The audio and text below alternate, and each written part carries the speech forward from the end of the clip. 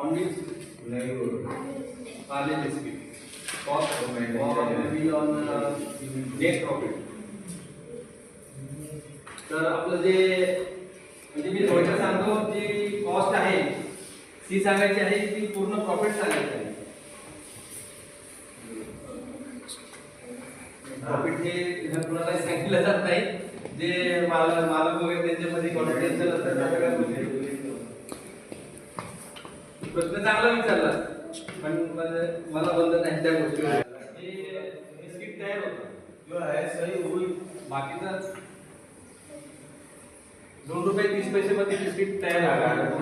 बाकीचा profit and loss म्हणजे काही टॅक्सेबल असतात काही नॉन टॅक्सेबल असतात वगैरे त्या गोष्टी सगळं कॉन्फिडन्शियल असतं.